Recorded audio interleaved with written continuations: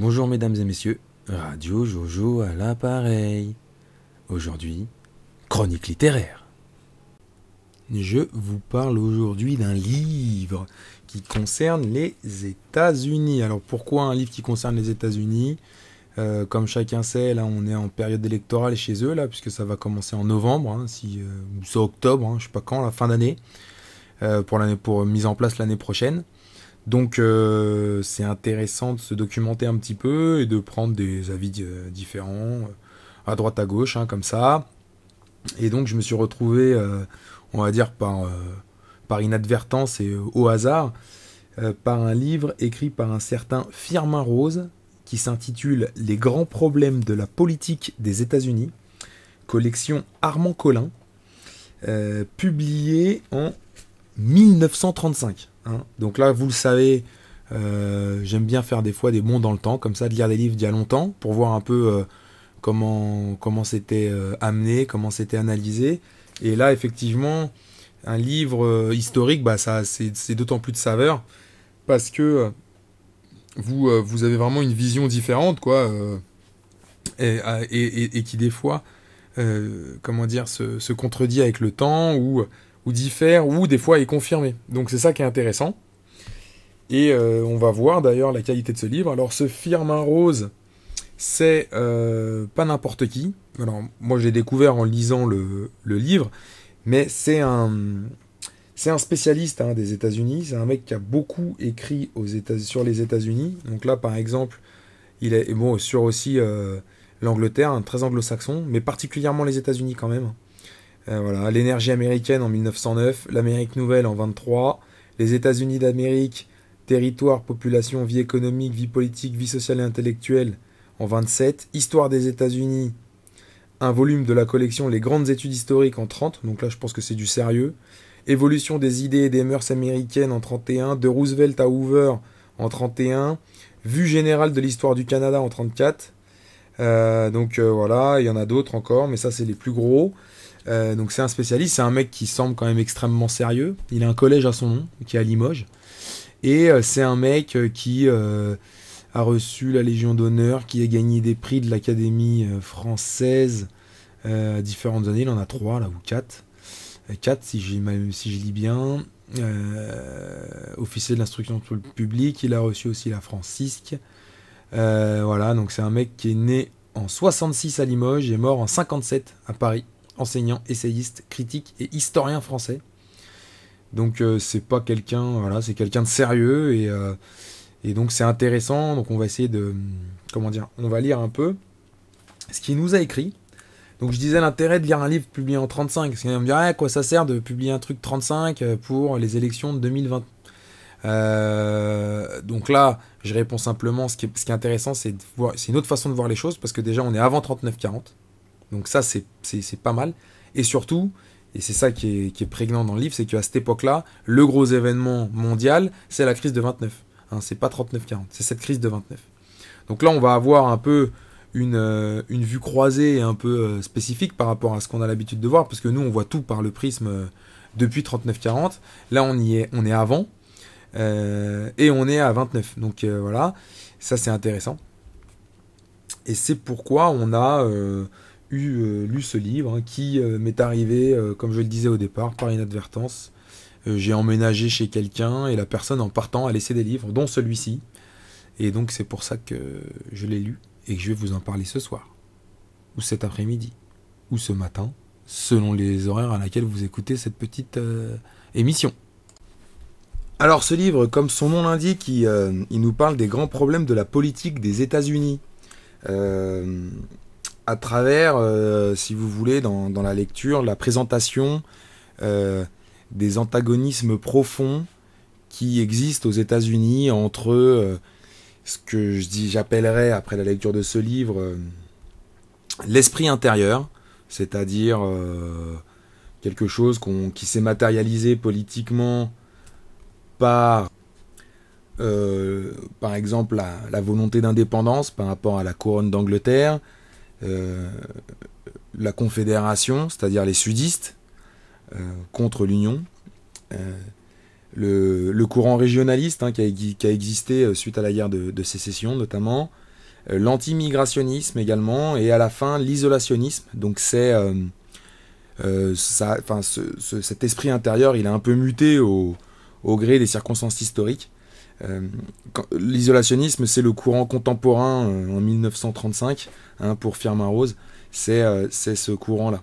Et on va dire qu'en face de ce courant, enfin de ce courant d'idées qui a pris des formes politiques et des noms concrets, se trouve ce qu'on appelle la tentation extérieure, c'est-à-dire plutôt les orientations politiques et économiques qui vont viser plutôt à renforcer l'État fédéral, à privilégier le commerce extérieur et à asseoir la finance, hein, essentiellement, sachant que cette tentation extérieure, elle s'est jamais vraiment matérialisée par un courant politique ou par un nom en particulier.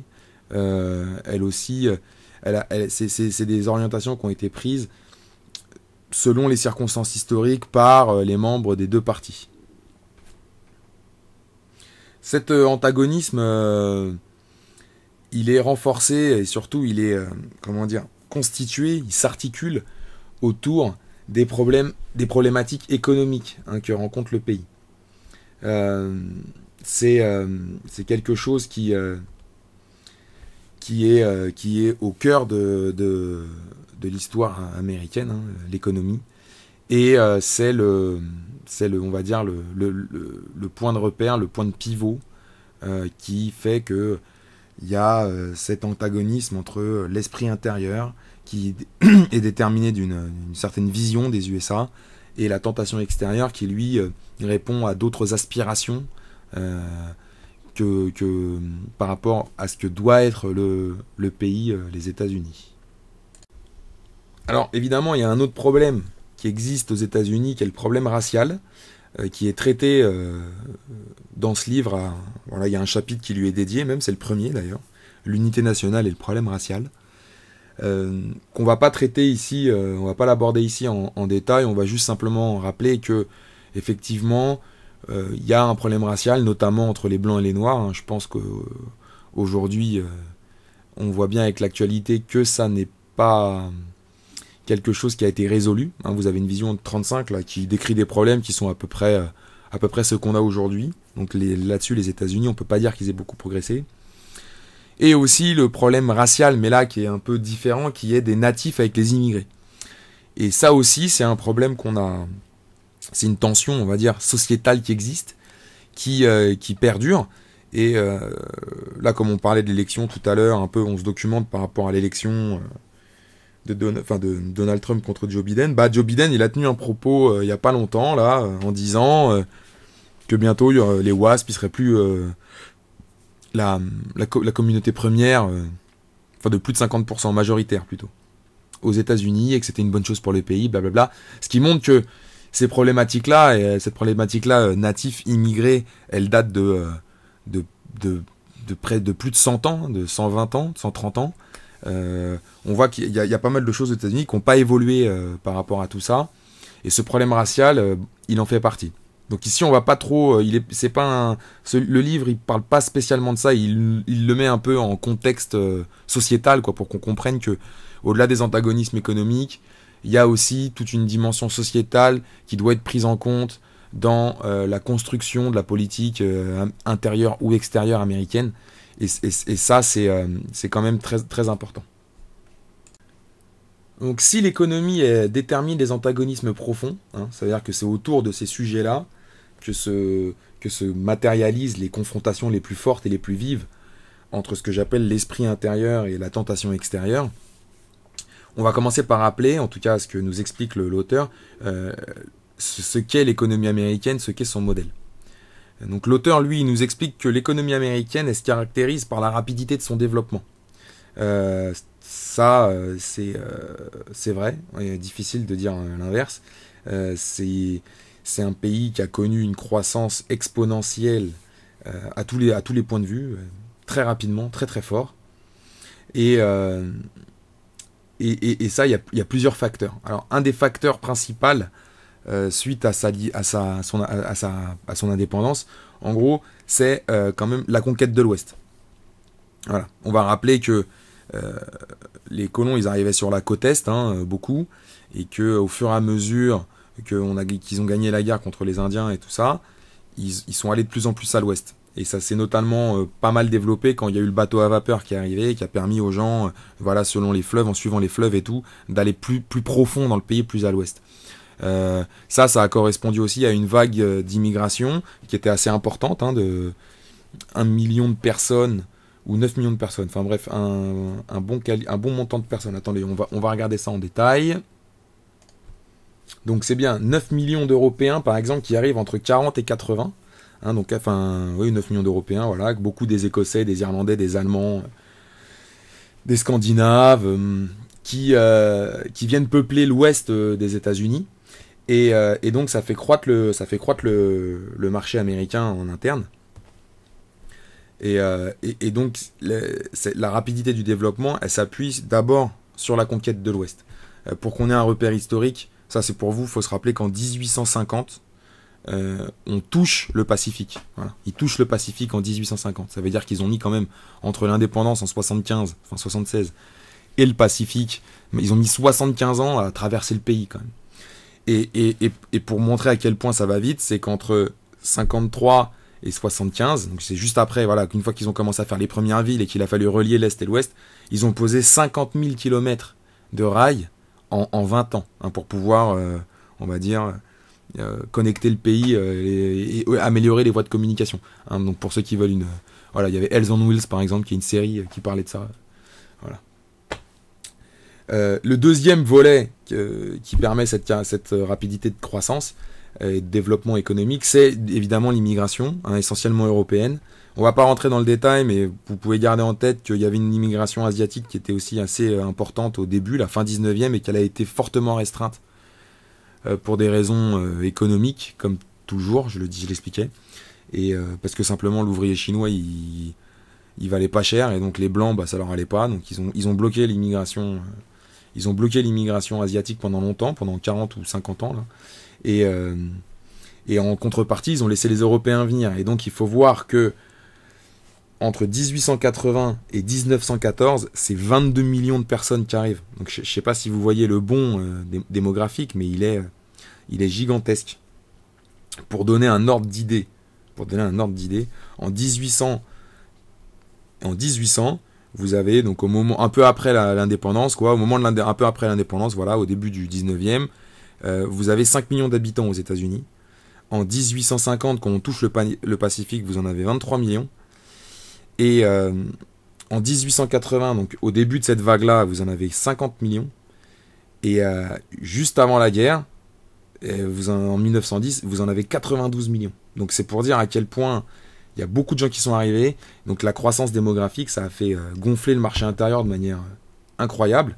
Surtout que la plupart de ces gens-là, si au début, les 9 millions de mecs dont je parlais tout à l'heure, de 40 à 80, les Allemands, les Irlandais et tout, ils allaient dans l'Ouest, ça devenait des fermiers. Là, c'est des citadins qui sont arrivés, parce que c'est des prolos qui venaient plutôt des pays slaves et d'Italie. Et donc, eux, ils sont restés se bloquer en ville parce qu'ils venaient travailler à l'usine. Ils venaient pas faire fermier. Donc ça, c'est un autre levier de croissance rapide, évidemment. Des gens qui rentrent, le marché intérieur qui se développe de manière frénétique, comme ça. Un autre levier, qui est historique, quoi, je veux dire. Ça, c'est simplement les richesses du continent. C'est-à-dire que vous avez du pétrole, vous avez ceux qui n'ont pas vu There Will Be Blood, très bon film là-dessus. Voilà, vous avez un paquet avec Daniel Day-Lewis, là. Vous avez un paquet vous avez des forêts immenses, vous avez des ressources naturelles incroyables qui sont en plus totalement vierges puisque personne ne les utilisait avant. Voilà, et dans ce contexte-là, il y a deux choses qui se sont formées dans l'industrie américaine. D'une part, la qualité et la puissance de l'outillage américain, de l'outillage industriel. Donc ça, on a passé 1850, on a les premières usines, et ça, en fait, c'est dû à la qualité de cette industrie, de l'outillage industriel, il est dû à la pénurie de main-d'œuvre. C'est-à-dire que la production pour répondre aux besoins, en fait, il y avait moins de main-d'œuvre que ce qu'il fallait. Donc, pour pouvoir compenser ce manque de main-d'œuvre, mais quand même répondre aux besoins du marché, les Américains, ils se sont tout de suite, très tôt, mis à spécialiser, à acheter des bonnes machines, à perfectionner leur outillage industriel. Et dans le même temps, il y a le taylorisme qui a grandi, c'est-à-dire la division maximale du travail. Hein. Donc cette pénurie de main-d'œuvre, en fait, le fait qu'il y ait une demande qui soit plus forte que la production, que l'offre, ça a permis bah, d'augmenter la qualité et la puissance de l'outillage industriel et en même temps d'augmenter la secteur, enfin de perfectionner la rentabilité individuelle au travail par le taylorisme. Et donc c'est ça qui fait que les États-Unis, ils ont eu une croissance comme ça pendant... Là, il est écrit en 35, donc on va dire que il y a 150 ans, quoi, depuis 75, depuis 1775 jusqu'à 1935, 150 ans où les mecs, ça monte, ça monte, ça monte, ça s'arrête jamais, c'est tout le temps en train de grandir, de croître et de construire et de tout ce que vous voulez. Bon, par contre, évidemment, quand vous faites ça, il y a des contreparties. Alors, la première contrepartie, la plus nette, c'est les effervescences financières avec des crises à répétition. Hein. On en a en 1819, on en a en 1839, en 57, en 1873, en 1884, en 1893, voilà, et ensuite en 1907, jusqu'après celle qui va nous conduire à 1920, et enfin la grande, là, la faillite, soi-disant, de 19... enfin, soi-disant, c'est le point de vue de l'auteur, en tout cas, en 1929. Donc ça, c'est un des problèmes. Il y a eu des raisons différentes, variées, pour ces crises périodiques à répétition, mais elles sont toujours liées à une effervescence financière à un moment ou à un autre. Et ça, en fait, ça vient du fait que cette croissance aussi, on va dire, exponentielle de l'économie américaine, c'est parce qu'elle repose sur un modèle, sur la dette. Et sur la dette à deux niveaux. La première dette, c'est la dette d'investissement, côté entreprise, hein, qui, pour pouvoir répondre aux besoins du marché et pour pouvoir produire plus en rationalisant, bah, ils investissent beaucoup dans... Enfin, pas en rationalisant, je veux dire. Il y avait la rationalisation d'un côté, c'était le taylorisme, mais pour pouvoir aussi répondre, je disais tout à l'heure, la qualité de la puissance de l'outillage industriel, bon, bah, faut mettre des ronds pour faire monter les machines en gamme.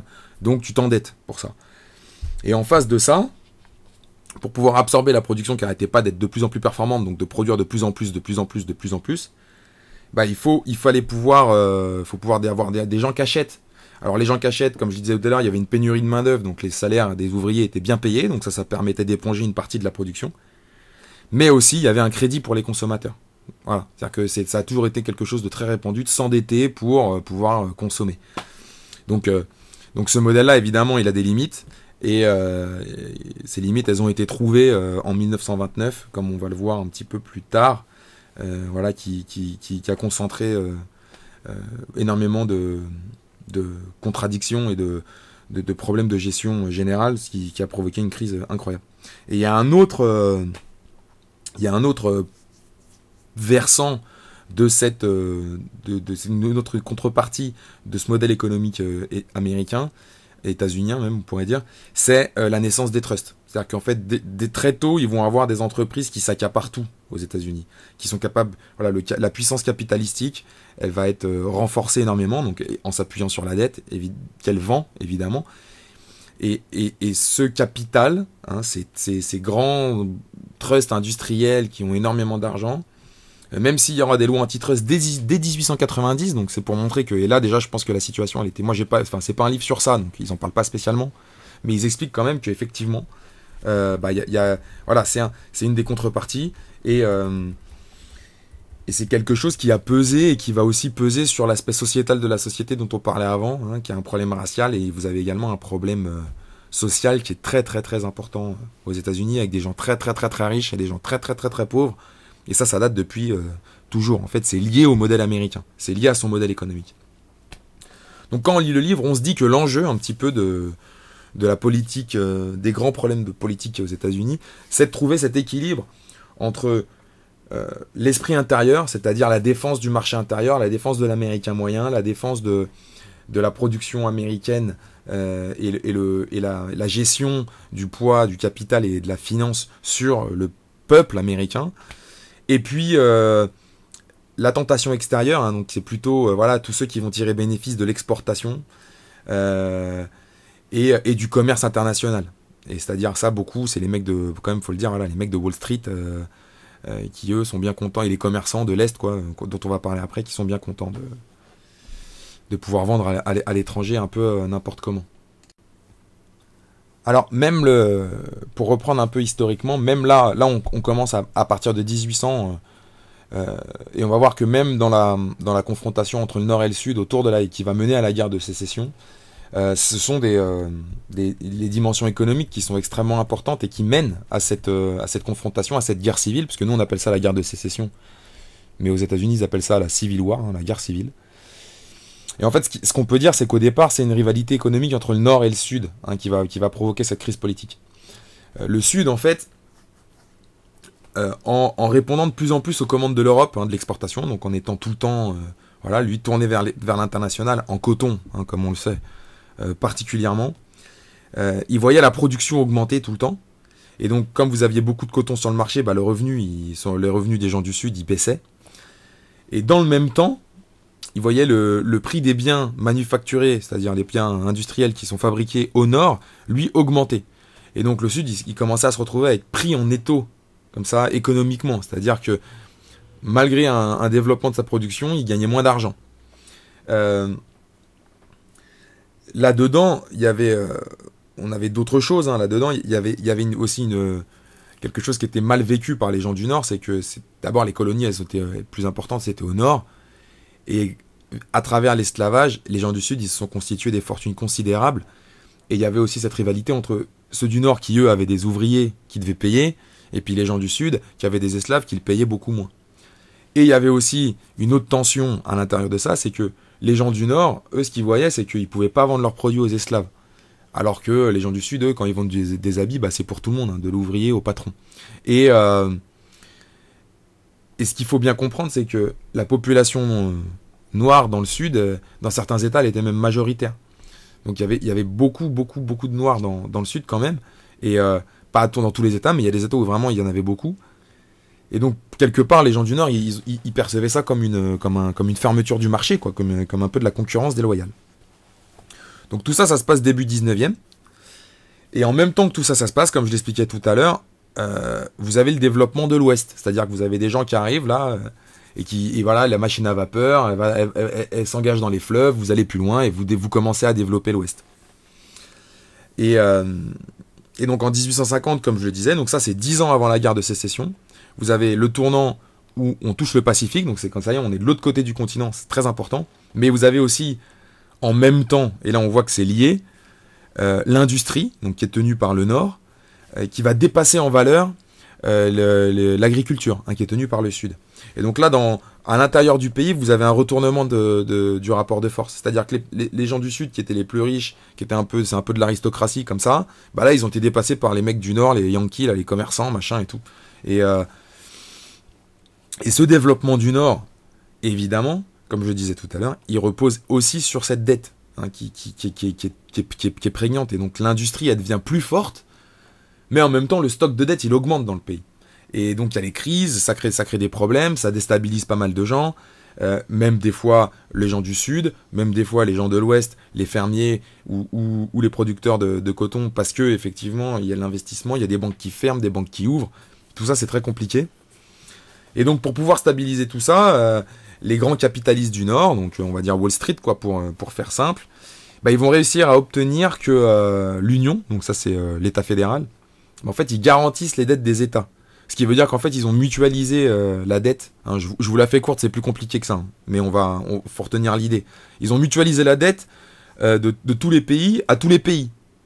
Voilà. Alors ça, le Sud, ça lui va pas. Parce que le Sud, il dit, bah non, bah moi, je vais me retrouver avec des dettes que c'est pas moi que j'ai contractées.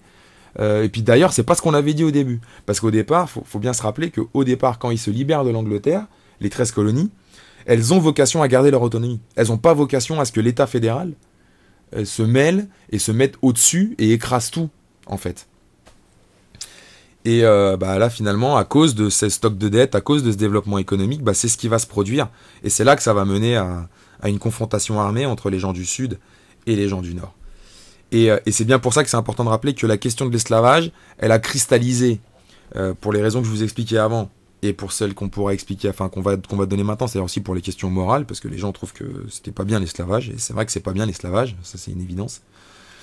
Ça a cristallisé ça a cristallisé la discussion, mais les films qu'on voit aujourd'hui, par exemple comme Lincoln, là, le film qui est sorti il y a pas longtemps, Lincoln, qui parle de ça, et qui vous met cette question-là au centre de la guerre de sécession, c'est du mytho, c'est pas ça. Et d'ailleurs, on va le prouver, parce qu'il y a plusieurs éléments, donc dans le livre, il donne plusieurs éléments. Alors déjà, il y a une citation de Lincoln, donc là, je suis en train de trouver la page 10, où il dit, et là je cite Lincoln, mon but suprême est de maintenir l'Union dans son intégrité, et non pas de maintenir ou d'abolir l'esclavage. Si je pouvais sauvegarder l'Union sans affranchir un esclave, je le ferais. Si je pouvais y arriver en affranchissant tous les esclaves, je le ferais. Ce que je peux faire par rapport à l'esclavage et à la race nègre, je le fais parce que je crois rendre service à l'Union, et là où je m'abstiens, c'est que je ne crois pas rendre service à l'Union. Donc faut voir que ils ont même été conciliants par rapport à ça. Comme ça, ils en parlent pas dans le film, par exemple, mais c'est la réalité. C'est-à-dire qu'il y a même eu un moment, en 63, ils ont même dit aux États, bah, si vous revenez dans l'Union, vous avez le droit de trancher vous-même sur l'esclavage. Du moment que vous acceptez qu'on vous mutualise la dette, vous pouvez garder vos esclaves si vous voulez. C'est pas un problème. Et quand Lincoln il abolit l'esclavage, c'est une mesure de guerre. C'est-à-dire que l'auteur il nous explique bien, c'est pas pour par enfant de cœurisme. Non, c'est parce que ça va foutre le sbeul, notamment dans les pays où il y a le plus de noirs que de blancs, ça va foutre le sbeul dans les bases arrières de l'armée des confédérés, ça va foutre le sbeul chez eux, et c'est ça qu'il veut. Enfin, il y a un autre élément qui nous permet de bien comprendre ce sujet, c'est que donc l'auteur il nous dit que c'est 600 000 confédérés, donc mecs du sud, versus 2 millions de fédéraux, donc mecs du nord, les Yankees en bleu, et les autres en gris. Et sur les 600 000 confédérés, il n'y a que 200 000 qui avaient des esclaves, c'est-à-dire un mec sur 3. Ça veut dire qu'il y a un mec sur 3 peut-être qui se battait pour maintenir l'esclavage, mais il y a 2 mecs sur 3, ils n'avaient même pas d'esclaves, donc ils se battaient pas pour ça, eux. C'était pas pour l'esclavage qu'ils se battaient. Et c'est ce qu'il nous explique dans le livre. Il nous dit bien que le Sud, à travers cette question-là, en fait, il se battait pour l'autonomie régionale. Et pas pour l'esclavage proprement dit, pas pour maintenir la hiérarchie des races comme ça. C'est pas ça le fond du sujet. C'est vrai que malheureusement, maintenant, avec la simplification générale et on va dire l'occultation du rôle de certains dans les événements historiques, bah, c'est l'image qu'on en a. Et donc là, ça nous permet de la rectifier dans le bon sens, je dirais, pour une meilleure compréhension qui quand même semble largement plus logique. Qu'après la guerre de sécession, une fois que en 65 les confédérés ils ont perdu et tout, il y a une petite instabilité politique là qui dure 10 ans à peu près, jusqu'en 1876, où après c'est les républicains qui vont s'installer au pouvoir sans discontinuer pendant 40 ou 50 ans, ou presque, enfin bon je vous la fais à la grosse mais c'est ça. Et ça, en fait, ça correspond au grand boom économique du développement de l'Ouest. Là, vraiment, l'Ouest, après la guerre de sécession, une fois que, voilà, comme je vous le disais tout à l'heure, en 20 ans, entre 50 et 70, ils ont mis 50 000 km de voies ferrées, donc ça bombarde. Et donc l'Ouest, en fait, il est fondé sur l'agriculture, sur une population de paysans. Et donc l'opposition va plus être nord-sud, elle va se polarisé de manière verticale maintenant, ça va être ouest d'un côté avec les paysans et est avec un est industriel et commerçant. Voilà. Et en gros, on pourrait un peu le résumer à l'esprit de pionnier défricheur contre l'esprit de prolétaire sédentaire. Voilà, c'est un peu ça on va dire la confrontation, l'antagonisme qui existe. En 69, on invente le camion frigorifique. Ce qui veut dire qu'à partir de ce moment-là, la production agricole, notamment à l'Ouest, elle explose complet. Là, vraiment, l'Ouest, il peut nourrir l'Est, il peut envoyer sa viande dans le monde entier. Voilà, à partir de ce moment-là, les USA, ils deviennent la première puissance agricole du monde. Et c'est l'industrie agricole qui est née à ce moment-là. Et donc ça, c'est très important parce que l'Ouest, il va commencer... Avant, on avait le Sud, le Nord, et là, maintenant, on a l'Ouest qui devient très important. Il faut voir que politiquement, en plus, l'Ouest, il se renforce au Sénat, parce que dans l'Ouest, là, je vous mettrai la carte, là, au fur et à mesure, vous verrez les cartes, vous verrez, dans l'Ouest, c'est une trentaine d'États. Ça va de tout au nord, là, jusque tout au sud, mais c'est tout le milieu qui est là. Et le milieu qui est là, c'est une trentaine d'États. Et d'ailleurs, le premier président issu de l'Ouest, c'est en 61, c'est Lincoln, qui vient de l'Illinois, justement. Et donc il représente bien ce poids politique qui est en train de grandir là-bas, et ce poids économique également, qui est en train de grandir dans cette zone. Après la guerre de sécession, jusqu'à 1920, En gros, les États-Unis, vraiment, c'est le boom économique. Tout le monde gagne beaucoup d'argent. Ce qui n'empêche pas d'avoir cet antagonisme et cette lutte d'intérêts entre ceux de l'Ouest et ceux de l'Est. Hein. Euh, L'Est et l'Ouest, ils s'affrontent pour le contrôle du pays, hein, dans un contexte de croissance effrénée. Je rappelle la vague d'immigration dont je parlais tout à l'heure, entre 80 et 1914, de 22 millions d'arrivants. Donc c'est vraiment, ça bombarde. Et c'est aussi à ce moment-là où ils exportent beaucoup vers... ils exportaient déjà avant, mais là vraiment avec le camion frigorifique, ils exportent vraiment énormément de choses à l'étranger. Donc c'est aussi le commerce extérieur qui permet de gagner énormément d'argent. Et en fait, tout ce contexte de vente à l'extérieur, de croissance économique interne, de marché intérieur très dynamique, très fort, de richesse intérieure naturelle, infinie quasiment, bah, ça fait grandir beaucoup l'idée isolationniste hein, dans le peuple américain. Bah, ceux de l'Ouest, par exemple, ceux sur lesquels, par exemple, s'appuient les républicains, et en particulier Donald Trump, hein, Make America Great Again, c'est vraiment ça, on n'a pas besoin des autres parce que notre pays, notre terre, elle est tellement fertile, elle est tellement riche qu'on peut s'en sortir avec ce qu'on a et on n'a pas besoin de... Voilà. Et ça s'oppose très bien, par exemple, si on remet le Yes Weekend d'Obama, qui est lui sur une amélioration de la société. Oui, on peut réussir à être tous ensemble, machin, mais qui est pas sur des problématiques on va dire, économiques, quoi, et qui est plutôt sociétal. Et donc, toute cette idée isolationniste, elle grandit au fur et à mesure, dans la seconde partie du 19e siècle. Elle grandit, elle grandit, elle grandit, mais elle sort à la réalité. Et donc, on va le voir après. Mais ce qu'il faut bien comprendre, c'est qu'à la fin de la guerre, à la fin de 14-18, à la fin de la Grande Guerre, paradoxalement, l'Amérique, c'est la première puissance mondiale, hein, qu'elle soit militaire ou économique, et en même temps, à l'intérieur de sa classe politique, elle est extrêmement isolationniste. C'est-à-dire que c'est eux qui rayonnent le plus dans le monde, mais ils sont pour ils sont pour se fermer les frontières. Enfin, fermer les frontières, c'est même pas que fermer les frontières, ils sont pour être pliés sur soi. Et tout simplement pourquoi ? Parce que le peuple est riche, il y a une pénurie de main-d'œuvre et tout, donc les gens sont riches, ils vendent beaucoup à l'étranger, le marché intérieur il carbure, et intellectuellement aussi, il y a toujours cette envie et cette nécessité de s'émanciper de l'Europe. Et donc, bah, après 14-18, ils vont un peu se couper de l'Europe. Il y a 3 présidents, là, donc c'est juste avant que notre ami écrive son livre, il y a 3 présidents qui vont se succéder jusqu'en 32, qui sont des présidents républicains, qui sont fortement isolationnistes, même si les démocrates aussi étaient isolationnistes à ce moment-là. Ils sont fortement isolationnistes.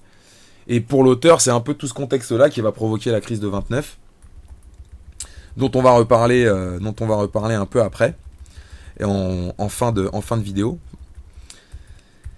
Donc maintenant que c'est l'idée isolationniste qui a pris le dessus, on va se retrouver dans un antagonisme isolationnisme-impérialisme.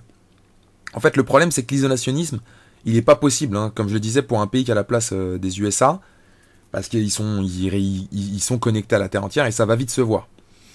Et en fait, au début, l'isolationnisme, il vient un peu de cette émancipation de l'Europe, c'est-à-dire qu'au départ, ils se disent, bon, nous, on rayonne sur l'Amérique, voilà, donc ça tourne autour du panaméricanisme, hein, en gros, c'est eux qui initient ça aux USA.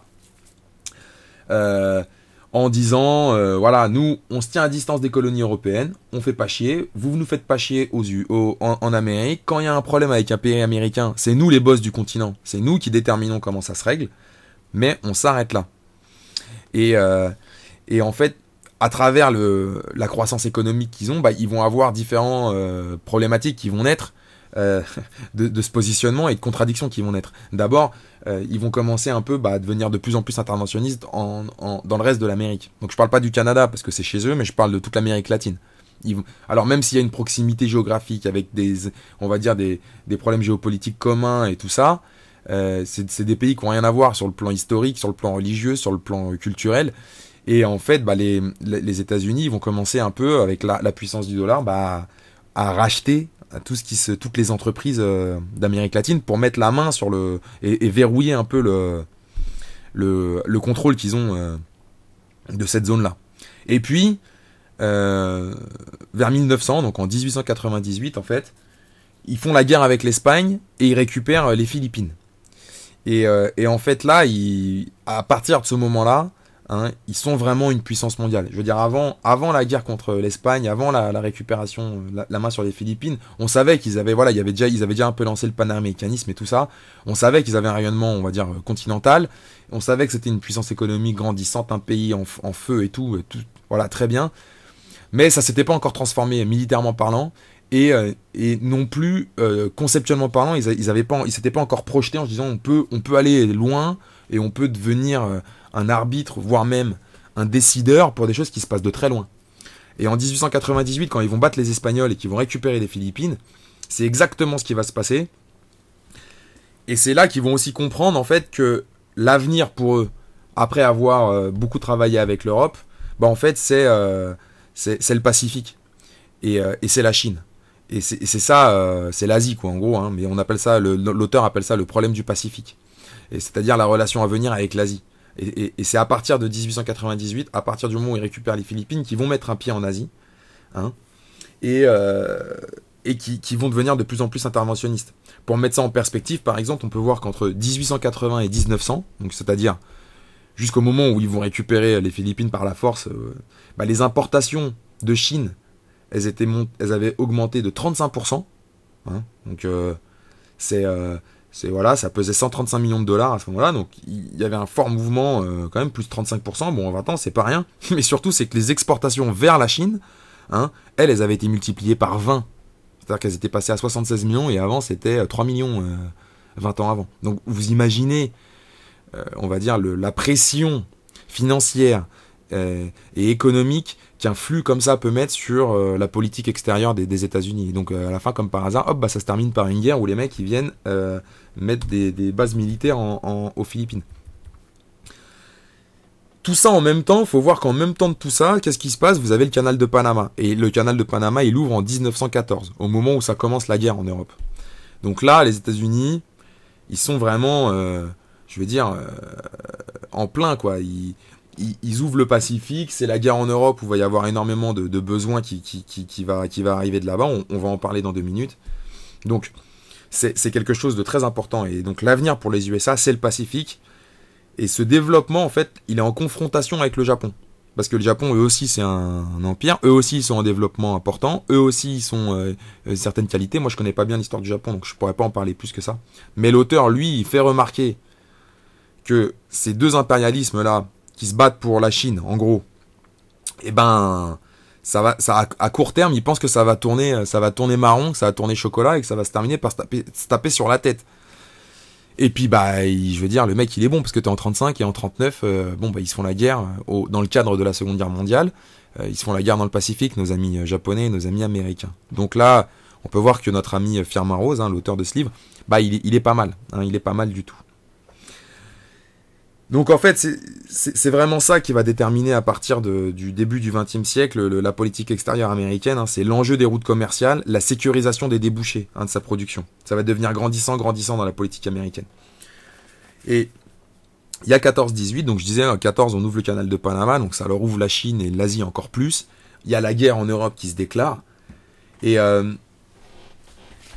donc là, bah, ça avoine. Et à la fin de la guerre, ils ont tellement monté la production que là vraiment ils commencent à avoir une politique interventionniste, hein, de pression économique, financière. L'auteur nous parle même de pression diplomatique, hein, ce qu'on appelle la diplomatie du dollar, qui sera suivie d'ailleurs par les deux grands partis indistinctement. Hein. C'est vraiment une politique d'impérialisme économique. Et cette diplomatie du dollar, elle se met en place de plus en plus, notamment après 14-18. Et là, ce qui est assez marrant quand on lit l'auteur, c'est que il nous parle de pression économique, financière, voire diplomatique, et il passe pas le pas du volet militaire. Et c'est vrai que le volet militaire, bah, on le verra beaucoup plus dans la deuxième partie du XXe siècle, avec toutes les guerres qu'auront fait les Américains, et dans le début du XXIe siècle, avec les guerres en Irak et en Afghanistan, par exemple, mais pas que, qui sont plus proches de nous, qui, on le sait, ou la guerre du Golfe dans les années 90, qui, on le sait, ont été faits essentiellement pour les matières premières, quoi. Et alors, ce que note l'auteur, et il le souligne, et il dit, c'est important de le noter, c'est que cette politique d'impérialisme économique, elle n'est pas soutenue par le grand public américain. Hein. Lui, le grand public, ce que je disais tout à l'heure, les mecs de l'Ouest et tout, surtout au début du XXe, ils sont toujours confiants dans les richesses du sol américain, et ils sont plutôt isolationnistes. Hein. Et en fait, cette politique, elle est tenue par les intérêts privés que le gouvernement est poussé, hein, par les intérêts privés à mener cette politique, pardon, qui est moins nationale. Et c'est pour ça que comme elle est moins nationale, elle est impopulaire, donc ils préfèrent cacher ça le gouvernement et maquiller les raisons pour lesquelles ils font de l'interventionnisme au grand public américain, comme on le sait. Hein, aujourd'hui, maintenant, c'est une notoriété publique, mais à cette époque-là, c'est intéressant de voir que déjà en 1935, c'est identifié. C'est identifié même directement dès le début du XXe siècle. Donc ça fait plus de 100 ans que ça dure maintenant. Donc il y a vraiment les gens qui n'ont toujours pas compris ça, c'est qu'ils sont soit idiots, soit incultes. Il n'y a pas d'autre... que d'autres résolutions. Et le mec va loin, quand même, Pierre Rose va loin, parce que page 89, il nous dit quand même, le Congrès est un ensemble d'agents représentant des intérêts divergents. C'est-à-dire qu'au Congrès américain, on négocie le commerce, et c'est comme ça. Et il nous explique aussi que derrière les trusts, hein, derrière les grandes sociétés américaines qu'on voit, vous aurez toujours l'État américain. Et il y a une citation où il dit quand vous êtes avec une entreprise française, c'est une entreprise française, une entreprise anglaise, c'est une entreprise anglaise. Quand vous négociez avec une entreprise américaine, vous négociez avec le gouvernement américain. Et c'est incroyable de voir qu'en 1935 c'était déjà comme ça, que c'est dans leur ADN en vérité, et les espérer, on va dire, voir changer profondément de comportement, effectivement, c'est quelque chose qui est difficilement envisageable. Même si le président actuel Donald Trump, lui a un peu été en rupture avec ça depuis sa nomination, depuis son élection, pardon, faut le reconnaître. Alors la crise de 29, d'où elle vient, qu'est-ce que c'est? Puisque c'est quand même le sujet central du livre. Enfin, c'est pas le sujet central, mais c'est l'articulation des grands problèmes de la politique des États-Unis à travers cette crise qui est le sujet central du livre. Donc ce qu'il explique, ce que j'ai dit avant, mais on va le rappeler en 2 secondes, c'est que la production pendant la guerre, elle avait beaucoup cru, hein, parce que l'Europe produisait rien, il y avait beaucoup de besoins. Donc au marché intérieur, qui n'arrêtait pas de se développer depuis 75 ans, là, depuis la fin de la guerre de sécession, s'ajoutait le commerce extérieur. Hein. Tant qu'ils étaient neutres, les USA, ils vendaient à tout le monde. Donc très bien. Et une fois qu'ils ont commencé à être engagés, c'est-à-dire en 17, ils sont devenus fournisseurs de tout le monde. Et des alliés en particulier. Et surtout pour l'Europe qui produisait plus rien. Donc eux, ils avaient vraiment... ils envoyaient tout, ils étaient réglés les mecs, ça bombardait. Et ce qui fait que la crise de 29, elle est différente des précédentes, qui étaient plutôt toutes des crises financières, souvent aidées par des années de mauvaise récolte, c'est que celle-là, c'est une crise du surendettement et de la surconsommation. Et donc, elle produit un effet inverse, si vous voulez. C'est-à-dire que là, les États-Unis se retrouvent dans une situation où plus la récolte est bonne, par exemple, plus vous produisez, plus c'est difficile de vendre. Plus ça vaut rien, moins vous gagnez de thunes. Et plus vous avez de chances de ne pas rembourser vos prêts, et donc de foutre en faillite le système financier. Voilà. Et donc, les paysans qui étaient des gros contributeurs et des gros supporters de dette, bah eux, plus ils avaient des exploitations grandes, industrielles qui coûtent cher, plus la crise, elle les frappait fort. Hein. Et donc, effectivement... en 1920, il y a eu une baisse de la demande européenne hein, de 60% entre 1920 et 1929, je crois, de la demande agricole européenne qui a grandi comme ça et qui a pesé sur la production, soit sur on va dire le seuil de rentabilité puis les débouchés américaines. Et comme les Américains, ils peuvent faire la guerre loin et tout, mais ils peuvent pas non plus, ou du moins ils pouvaient pas encore envahir l'Europe totalement. Militairement pour verrouiller les débouchés, ils se sont retrouvés embêtés. Et donc ce qui s'est passé, c'est ça a été une faillite du système et pas une crise pour l'auteur, c'est-à-dire surendettement d'une part des entreprises et des gens, surconsommation d'autre part. Donc ça veut dire qu'à un moment donné, plus de débouchés, donc plus rien. C'est l'inflation du crédit qui est une conséquence de l'inflation de la production. Tout ça, comme je le disais dans les années 20, avec des présidents protectionnistes qui ont empêché l'exportation de jouer aussi à plein son rôle, hein, parce que comme ils mettaient des barrières douanières, ils s'appuyaient dessus, mais ils mettaient quand même des barrières douanières, les autres faisaient pareil, donc vous aviez un peu une restriction à l'exportation, et ça a provoqué la saturation du système. Le marché intérieur, il n'a pas pu absorber malgré la croissance démographique, malgré tout ce que vous voulez, il n'a pas pu absorber toute la production. Et donc, ce qui s'est passé, c'est que les mecs, ils étaient ils ont continué de s'endetter, les gens. Donc au final, leur endettement, c'était autant que le salaire. Donc ils pouvaient plus acheter, donc il n'y avait plus de débouchés. Hein, et puis aussi, il y avait aussi un niveau de saturation de l'équipement. C'est-à-dire que tout le monde avait tout acheté. Et donc si vous ne faites pas de l'export, vous êtes mort. Et donc c'est pour ça que cette crise, pour l'auteur, elle est extrêmement particulière. Parce qu'elle ne ressemble pas à celle qui a été faite avant. Dans le sens où avant, le modèle de la dette n'était pas remis en cause. Il y avait pas, il y avait des crises financières, il y avait des mecs qui avaient prêté de l'argent à des mauvaises personnes qui avaient pas remboursé, ça leur faisait faire des faillites dans les banques et machin et tout. Mais à chaque fois qu'on remettait du cash et qu'on relançait la production, hop, bon an mal an, l'économie repartait comme il fallait. Là, il est en 35, ça fait 6 ans que ça dure. Le mec, il te dit, on est en 35, on n'a toujours pas la solution. Hein. Et d'ailleurs, on sait que c'est pas abordé dans le livre, mais que ça sera Roosevelt, si ma mémoire est bonne, qui fera le New Deal et ça sera l'État qui devra payer pour relancer l'économie.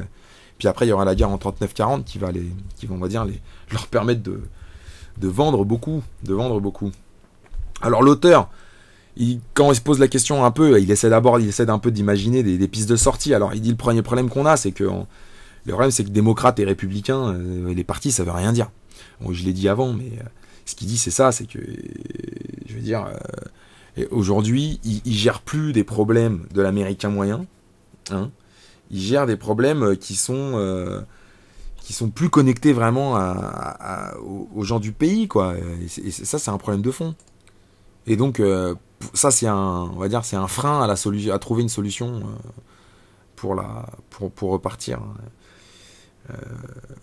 pour résoudre la crise de 29. Et lui, il pense aussi que le problème, ça vient du manque d'esprit international des Américains.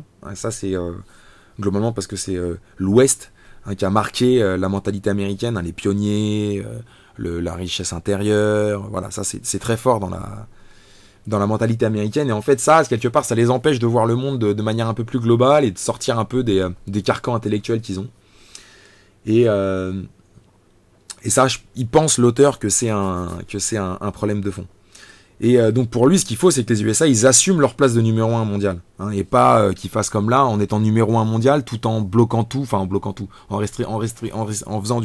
restreignant un peu le commerce international, et en étant isolationniste, alors qu'eux, ils sont la première puissance économique mondiale, quoi, et ça n'a pas de sens. Et c'est vrai que de ce point de vue-là, on peut dire que effectivement, la Seconde Guerre mondiale, dans ce contexte-là, pour eux, ça va leur permettre de sortir du pays, de sortir de ce mauvais pas de la crise de 29 très très bien. Crise de 29 qui aura démarré aussi parce que pour pouvoir relancer un peu l'activité dans les années 20 avec l'Europe, ils avaient prêté beaucoup d'argent à l'extérieur. Sauf que comme les pays, eux, ils ont pris l'argent, ils ont aussi... là, je pense c'est l'Allemagne en particulier. Hein. Ils ont pris l'argent, ils ont développé leur outil industriel, donc à la fin tu viens concurrencer les États-Unis, tu réponds toi-même à ta production, donc au final les Américains ils ont prêté des sous pour se faire des meilleurs concurrents, et donc l'oseille il se trouve bloqué à l'extérieur, parce qu'on te le rembourse pas, et donc c'est ça qui a provoqué aussi la crise de manière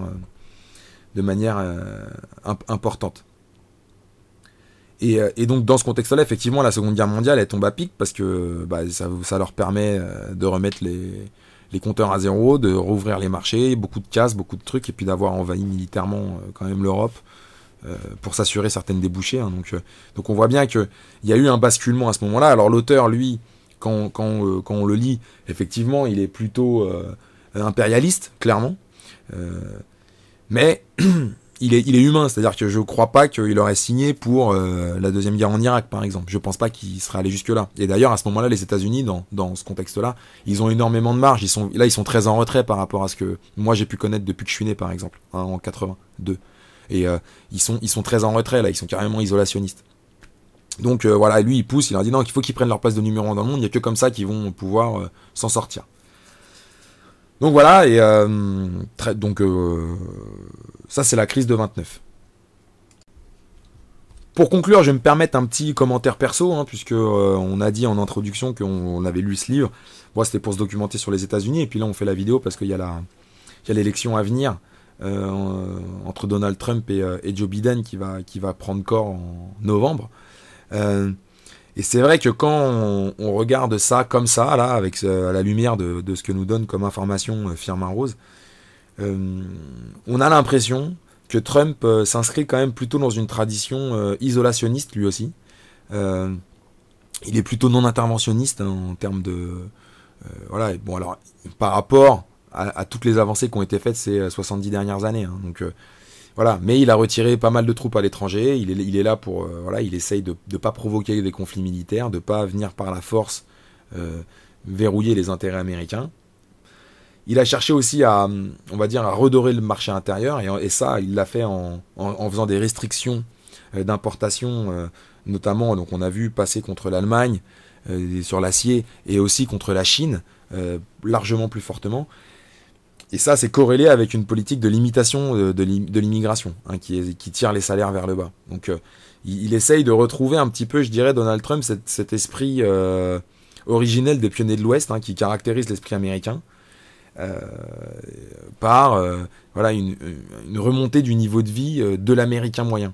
Et là-dessus, il faut bien comprendre pourquoi effectivement il a été élu et pourquoi il est populaire aux États-Unis, même s'il y a plein de gens. Alors nous, en France, on nous montre toujours des gens qui le détestent, machin, bidule. C'est vrai qu'il y en a aussi qui le détestent, ça, mais il a été élu et il y a plein de gens qui ont voté pour lui. Et là, quand moi je regarde ça comme ça, je me dis bon, c'est un mec qui va quand même être difficile à battre, malgré le Covid, malgré tout ce qu'on veut, qui va être difficile à battre, parce que les cartes d'en face, c'est-à-dire des démocrates et de Biden, ces cartes-là, qui eux, forcément, alors il y a des, comme on le disait tout à l'heure, les partis sont très imbriqués sur l'économie, donc ils sont d'accord sur plein de choses, mais là où ils vont faire les différences, ils vont jouer sur d'autres cordes, et ils vont jouer sur les cordes communautaires plutôt que la corde populaire. Et ça, je suis pas sûr que ce soit payant à terme. Et puis ils vont plutôt parler pas d'impérialisme parce qu'ils peuvent pas parler comme ça, mais ils vont plutôt mettre en valeur ce qui correspond à la tentation extérieure et que l'esprit intérieur. Et ça veut dire une orientation plutôt plus impérialiste, quoi, clairement. Hein. On rappelle qu'Obama, c'est, je crois, si ma mémoire est bonne, le président qui a bombardé le plus de pays différents, quand même, sous son mandat, Barack Obama, depuis que les États-Unis sont capables de bombarder. Donc ça fait pas 50 présidents, mais bon, quand même. Euh, et plutôt orienté grand capital, quand même. C'est-à-dire que, voilà. Ouvrir les frontières, ouvrir tout le commerce et tout, bah ça favorise quand même le capital à Wall Street. C'est plutôt ça qui est mis en avant. Et donc dans ces cas-là, c'est vrai qu'on comprend mieux pourquoi Trump il a succédé à Obama, hein, qui avait quand même été, je veux dire, dans la lignée. Alors avant, c'était un républicain, c'était Bush, mais tout ça c'est du même sérail. Et c'est la classe politique américaine qui privilégie cet impérialisme. Et c'est vrai que Trump, bah ça a été une surprise pour pas mal de monde, mais quelque part c'était cohérent et logique parce qu'après peut-être 35 ans on va dire de Clinton à la fin d'Obama, donc vous avez 25 ans, allez, voilà, 2 fois Clinton, je pense Reagan c'est pareil, donc et avant c'était déjà Bush le père, donc 2 fois, voilà, c'était, je pense que depuis les années 80, les mecs ils en avaient pris plein la gueule d'ouverture, de baisse du niveau de vie, d'immigration énorme et tout ça, que c'est normal qu'il y ait quelqu'un avec un discours inverse qui vienne et qui remettent un petit peu ces choses-là au centre du débat, donc c'est-à-dire l'américain moyen, l'état d'esprit pionnier de l'Ouest au centre du débat, avec une mise en valeur, par exemple, on a bien vu avec le gaz de schiste, alors il y en avait déjà, c'était déjà commencé sous Obama, mais Trump, lui, il a pas du tout, il a ouvert à fond. Ça, c'est l'idée que la terre et le sol est riche, et que la terre américaine est riche, et qu'elle a besoin de personne pour vivre. Bah voilà, il a été populaire et il a été élu comme ça. Et je dirais qu'aujourd'hui, là, je regardais tout à l'heure 28 minutes là, sur Arte là, qui parlait de ça avec Laurent Saïm et je sais pas qui d'autre, là, des spécialistes des États-Unis, machin. Et c'est vrai qu'en France, l'image qu'on vous donne, c'est une image qui est, à mon sens, totalement biaisée et qui est pas du tout la bonne.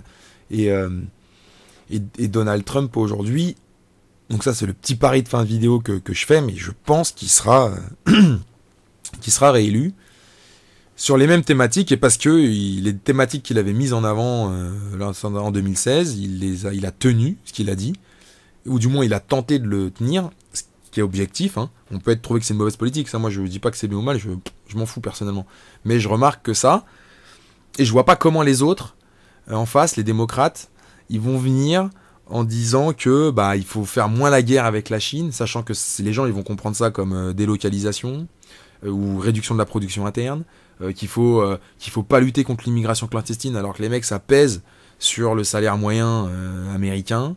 Je veux dire, je vois pas comment ils vont réussir à convaincre les gens à travers ces discours-là économiques. Alors évidemment, il leur reste l'aspect sociétal sur lequel ils sont en pointe, ça il y a aucun doute. Ils vont mobiliser par rapport à ça, c'est clairement, d'ailleurs on a bien vu, c'est Michelle Obama, c'est voilà AOC, là je sais pas quoi, c'est ça leur truc. Simplement, je crois pas que ce soit les problèmes de fond qui permettent de remporter l'adhésion de la globalité de la population américaine. Et je pense que le côté, on va dire, années 50 de Donald Trump, qui correspond à la suite de la guerre, à un boom économique énorme, et ce côté américain tradit, je pense qu'il plaît à énormément de monde, et pas forcément des WASP ou tout ça, je pense même des Noirs et des Latinos, je pense qu'ils, plus que l'accord de nous sommes noirs, nous sommes trucs, nous sommes machins, nous les trucs, les droits, les bidules. Surtout que lui, on le sait, il a quand même plutôt bien travaillé les communautés avec le travail. Voilà, il y avait alors les taux de chômage, on le connaît les chiffres, c'est toujours un peu de la merde, mais aux États-Unis en particulier, enfin pas qu'aux États-Unis, mais aux États-Unis en particulier. Mais dans tout le chiquet qu'on nous balance, bah effectivement, il avait quand même réussi à faire baisser le taux de chômage de la population noire et latino à un plus bas historique. Et ça, je pense que ça sera déterminant dans l'élection qui vient. Voilà, je vous remercie d'avoir écouté pardon, je vous remercie d'avoir écouté cette petite émission qui concernait les États-Unis, les problèmes politiques voilà, d'un point de vue 1935. On a essayé d'étirer un petit peu le raisonnement jusqu'à aujourd'hui, où on est le 19 août à 18h. Je vous embrasse, je vous dis à bientôt, et encore à bientôt.